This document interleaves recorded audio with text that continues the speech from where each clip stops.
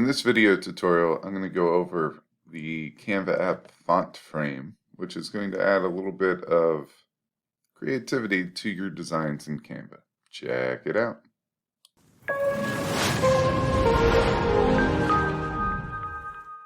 Alright, for this one, all we need is any type of a design. I just have a square canvas here, and we're going to go to Apps, we're going to type in font frame, and we're going to add font frame.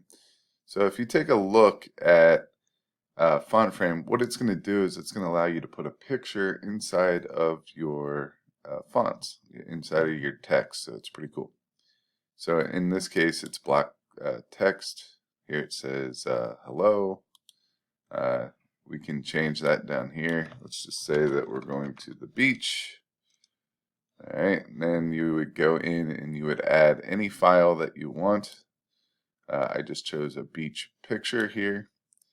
And then you could come in and you could edit your font. I'm going to leave it on that one. You could do the alignment, outline thickness. So if you want it less or more, you could do that. Outline color. Let's see, move it around so you could find a good one. There you go. And then the letter spacing, if you want to spread them out, line spacing, and so on. You hit add to your design and you could go ahead and do that. Resize the dimension. If you want, you could go up into your elements. We could go here and type in a beach picture. Let's just go with this one.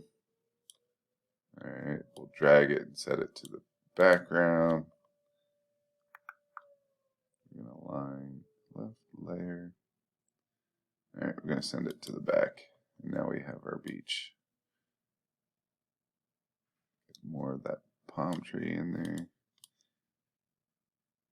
And there you go. Very simple backdrop of us going to the beach. And that's how you use font frame.